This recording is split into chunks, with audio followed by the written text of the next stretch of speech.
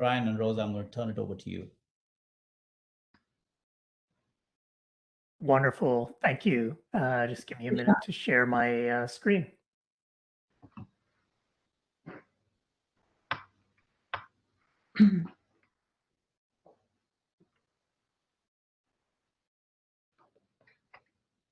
There you go.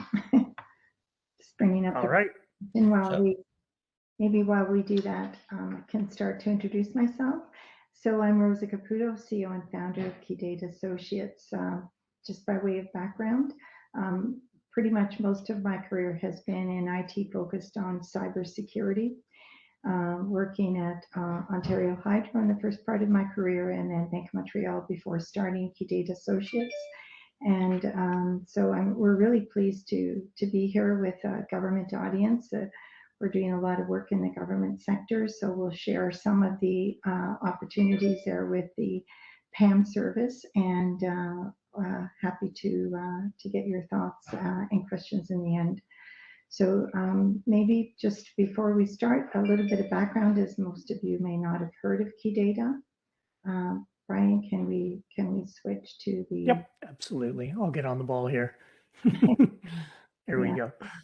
Yeah, so KeyData Associates is focused on identity and access management, privilege access management, and consumer identity and access management, which for the most part is the theme around the webinar that we're having today. So the work that we do includes the processes, the governance, and the controls for privacy and security around identity, privilege access, and consumer identity. And privacy and operations and operational risk would take into account the end user experience as well, whether we're doing internal or workforce identity or external consumer identity. So those are the key areas that we focus on. In addition to that, we've also been doing a lot of consulting and advisory and integration work dealing with cloud security. But the real reason why we wanted to address everyone today is in respect of the Government of Canada contract that we have. It is with Shared Services Canada. We issued a press release in 2019, and we're here to help and assist the government entities in the deployment of the PAM solution, which is CyberArk focused, and also it is in combination with the SailPoint Identity and Access Management product. Next slide. Great, thanks, Rosa. So I'll bring everybody up to speed then on the contract, why we're here, and what this contract can do for you. So my name is Brian Reed. I'm the CTO at KeyData. Happy to be speaking to everybody here today. My background is also in security. I've been working in security and in the federal government space for about 20 years, and I've been doing privileged access management, which, as Rosa said, is one aspect of security, for about 12 years, which is a long time for privileged access management. As well, I'll tell you a few things about what Rosa mentioned briefly on the previous slide, the SSC PAM program. So this is sort of the fundamental delivery vehicle for privileged access management coming from SSC. So if you've never heard of this, that's okay. Most people haven't. If you work for a department, agency, crown, or federal government entity, pretty much of any type, this might be of interest to you. We're also going to be having a fireside chat in a moment as well to talk a little bit about privileged access management in general.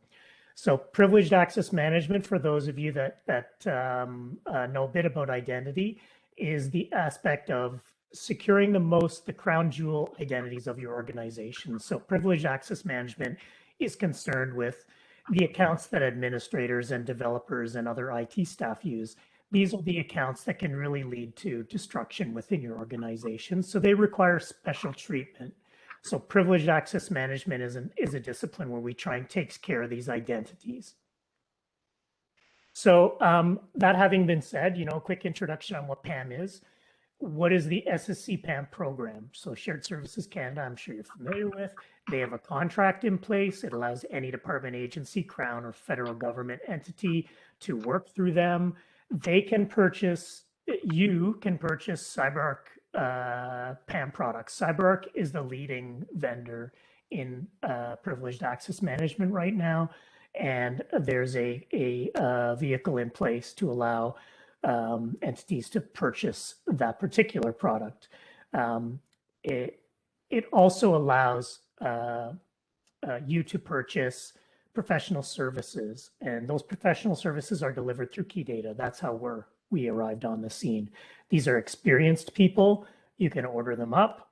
They're all vetted by Shared Services. They're all secret cleared, resident in Canada, and they're all vetted in advance by Shared Services Procurement, and any contract you assign us to also gets overseen by Shared Services Procurement for quality control.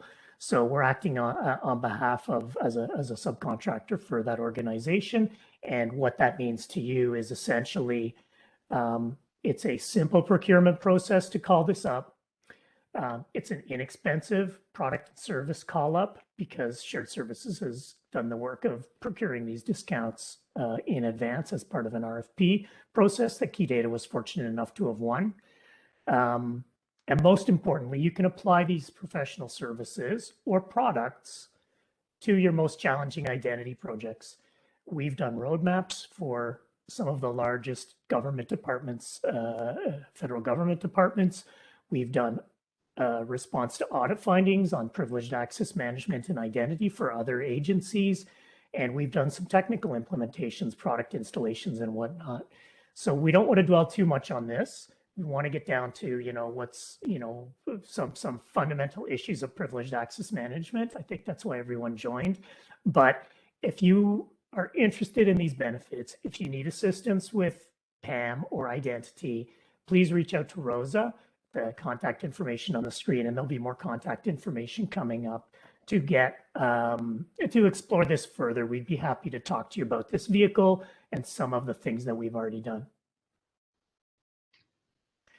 So I'll pass it back to Rosa then. Now we're going to conduct a fireside chat for 10 minutes, our 10 remaining minutes, and Rosa and I are going to talk about some of the hot topics in PAM of the day. Yeah, so thank you, Brian. So we'll get right into the reason why you're all here today. I've got some common questions that I've been asked by our government customers that I'd like to ask you, Brian, to share the answers. You've seen a lot of government PAM deployments. What are the common challenges and solutions that you see in successful PAM projects? Okay, I might take some notes to keep my thoughts from flying all over. I love talking about privileged access management, and I could go on, but for everyone's benefit today, I'll hit the highlights. If anybody's interested in finding out more, again, just reach out to Rosa or myself.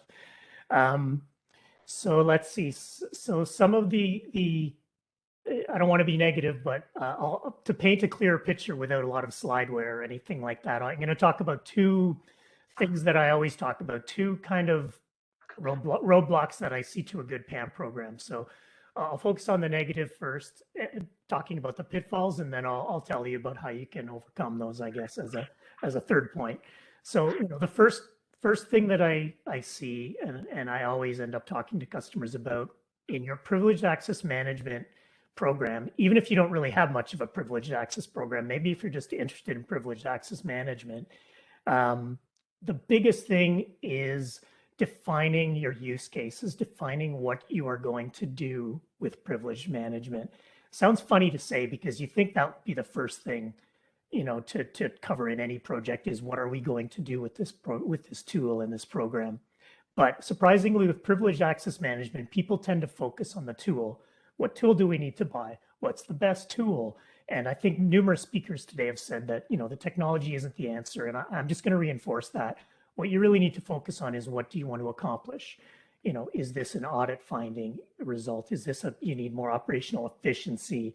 Is this, more of a organizational thing that you're trying to do to meet some organizational requirement. Once you're clear on what you're trying to accomplish, you need to define the use cases specifically. So having some goal like we want to do PAM, works for some projects. It does not work for privileged access management. You need to know more specifically what you hope to accomplish in 3 months, 6 months, and 1 year. Otherwise, the project will go sideways for reasons that I can mention. So you need to get a little bit into the nitty gritty about, what are you trying to improve your Windows, your Linux, your cloud? What aspects of privileged access management would you like to improve? So you need to have some tactical goals in place. You can't enter into this with just we want to do PAM better. You need to take it further, but a lot of organizations aren't there yet. We get that, but that's the single most reason why I see PAM projects fail, is they don't have those tactical goals and accomplishments ready at their fingertips to drive the project. Hand in hand with that, the second kind of failure reason I would say is executive sponsorship. That's true of any project, really. PAM, it's doubly sure, because PAM projects touch all different areas of your organization. You're going to need buy-in from the Windows folks, the Linux folks, maybe the developers, maybe IT staff, maybe service desk. These are all really diverse groups. And if you're a small organization, fine. But if you're a large organization, you might not have dominion over the developers and the Linux team and all these diverse people. You need somebody at the top that needs to say, this is going to get done, this budget, this timeline, and come to me if Group A doesn't want to do what Group B is doing. And yes, that's a problem in private sector. It's also, quite a problem with our government clients as well, especially the really large ones. Getting through the different silos requires buy-in from the top. So please keep that in mind when you're embarking on a privileged access management program. Fortunately, both those problems I think can be solved the same way. Have a comprehensive roadmap in place. So know what you're doing when you're starting the project, or at least when you start to begin the project. You need some sort of a PAM roadmap in place. So, to me, that's the main piece of advice that I would give you. KeyData can certainly help you with that. You can certainly do that internally. You can do that through another favorite partner of yours, but have a roadmap ready when you're ready to begin this project. Otherwise, I can tell you it will fail, absolutely. Thank you for that, Brian. It seems like there's a lot of ransomware attacks out there, and privileged access management is a good way to protect your infrastructure and your systems and data. So there's a lot of companies that are looking at, how do I get started with a PAM program?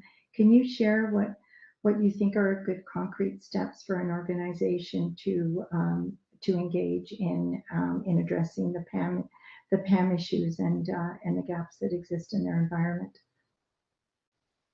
Sure, this is another common question. I think you would agree from our customers. What can we do today? So, so one of the things I've already mentioned, and that is develop your roadmap. You could have a high-level roadmap in place of things you want to accomplish. You'll need to drill down and get some more details. Or you may not even know what you hope to accomplish, other than we are being tasked with improving our privileged access management. You'll definitely need help developing your roadmap at that point. This is something we do. We've done 8 agencies and departments in the last year and a half. That's a lot for a PAM roadmap. So we do these a lot. We're very efficient at them. This is like a 5-week project. It's not a 1-year project. This is a very quick engagement. In our minds, again, you don't have to come through KeyData. You can do it internally. You can do it through another favorite partner of yours. But in our minds, this is a 5-week engagement, very high impact. You leave with a roadmap in your hand, and not to advertise KeyData. One way or another, you need to have this roadmap for PAM. Otherwise, as I said, it's the type of project that starts to go in all different directions. So we need to prevent that from happening. That's the number one thing I would say you can do tomorrow is, what is your roadmap? If you don't have one, how are you going to get one for privileged access management or identity in general? Another thing that you can do, maybe if you're more of a tactical thinking person or you don't have time and energy to do a roadmap right now, is some sort of a account review, account cleanup. So this is, again, very tactical. You need to pick your highest impact area, Linux, Windows, cloud, and figure out how you're going to evaluate the lack of privilege or the excessive privileges in those environments. You know, the way that you can govern if it's being done properly, evaluate if it's being done properly. Again, you know, we have our opinions on that. We have scanning tools that can handle AWS, Azure, AD, Linux, SSH keys, other things. So lots of scanning tools in place that we can bring to the table to speed things up, but you may also have your own ways of doing things. You may also have, you know, your own tools that you've been doing, or you might want to set up your own project to do this type of thing. You know, that's all good too, but one way or another, getting and cleaning up particular environments is a tactical thing that you should start, you know, yesterday, especially ones that have audit findings or, you know, are problematic. And again, we can help you with that if need be. Okay, one last question, just briefly, so we have time for one or two questions. Looking at the future, what are some of the trends that are impacting PAM in the government space? Yeah, perfect. I'm doing time checks here. That's why my eyes are flying all over the place. I think I'll take just a couple of minutes and then we'll turn it over for questions. So that's a huge question. And you know, there's lots of little questions in there too. You know, what is the future of privileged access? You know, and to answer that one, you know, fairly concisely, I think, you know, I'll go into order of things that I get asked the most, and probably the number one is cloud. You know, we've got a new cloud environment. We've got an old cloud environment that's, you know, fairly mature or new to cloud. How does privileged access management impact our cloud environment? You may not ask it in so many words, but everybody has this sense that if you do the wrong things with these important accounts, things go horribly wrong, right? I think that's where ransomware spreads. That's where insider threats can go undetected. These privileged accounts are sort of the keys to your kingdom, and cloud just really muddies the water. People don't tend to know as much about these accounts, where they might exist. Thankfully, cloud environments have a better way of doing PAM in a lot of cases because they're more modern. They were built, you know, within the last 5 years from the ground up. So they've done a better job in addressing PAM than on-prem technologies have. But cloud requires its own treatment. So you might need to explore some of these cloud entitlement products that are floating around out there. They can help you evaluate your cloud for excessive privileges. You might get in an assessment company like a KeyData or an internal group that you might have access to review your cloud to make sure you're doing the right things at the privileged, you know, at the privileged access, you know, level. And that is, you know, the number one direction of PAM in the future is how are we going to tackle the cloud problem? So that's one thing. You know, some other things might be zero trust. You know, that's another common, you know, buzzword, I would say, but now it's becoming something real. So, you know, zero trust was just a philosophy up until a few years ago. Now it's becoming, you know, more of something you can actually apply some architecture to. And naturally, people are now saying, hey, you know, we've got an interest in deploying a PAM tool, or we want to start a PAM program. We want to do better with PAM. How is this going to help us meet our zero trust, you know, aligned goals, or whatever you're using to bring zero trust into your organization? And we're seeing a lot of that from our customers now. They're asking those questions, which is great. It means people are thinking about zero trust. And, you know, short answer is definitely, in my opinion, identity is one of the two keys to zero trust. And identity of all forms, including privileged access management, is, you know, one of the two most important domains for zero trust. You know, I won't get into every last detail of that discussion, but suffice it to say, privileged access management will go a long way to helping you with zero trust, and identity in general will take you, you know, a lot of the way towards your goals if you can improve your identity. If you can improve your identity and access management goals as well, improve your controls in that area, your zero trust journey will become a lot simpler and it'll get a lot further. So focus on identity. PAM is great, but any other aspects of identity, MFA, continuous authentication, any of the identity projects you're working on, you know, they'll definitely contribute towards zero trust once that starts to become a thing in your organization, if it's not already. So those are just two quick points, Rosa, I guess, to keep us on time about zero trust. So I think we'll, in the interest of everybody, of keeping us on schedule, maybe I'll let you close and we can turn it back to the chair, Rosa, and see if there's any questions from the audience. Yes, well, I think we had an interesting discussion here. Without further ado, I really don't have any more to add. If anyone has any follow-up, feel free to reach out to myself or Brian or info@keydata.ca, and we'll turn it back over to Maya. Or sorry, the host. Thanks, Rosa. Thanks, Brian. Thanks, Prashant. My apologies. Yeah. No worries. So I think there's one question that did come through, which is, can you talk about SAC's involvement in helping federal clients on their PAM programs here? Great. Yes, that's a really good question. So Rosa, you can jump in as well. I've been doing all the talking, but essentially, I had a slide a little bit earlier that alluded to it, but if it's not clear, SSC has sort of two really interesting things they're doing right now. For departments, if you work for a department, which is a partner of SSC, which most of the departments are, SSC is offering a managed PAM service, almost like a PAM as a service that they're going to be offering to departments. It's not launched yet. There's a couple of Pathfinder departments that are preparing to be onboarded. But this will be a big boon to a lot of departments that don't have the that want to leverage SSC to do their privileged access management, and they don't have a program in place right now. So that's the PAM managed, SSC managed PAM service, they're calling it. The other thing that SSC is doing is they're offering this contract that I mentioned a few minutes ago. And again, the contract allows you to purchase products or allows you to purchase services, which are, will hugely help your organization improve your privileged access or identity structure. And again, that contract can be used by virtually anybody in the federal government. You just need to find out how, and if you want to use it.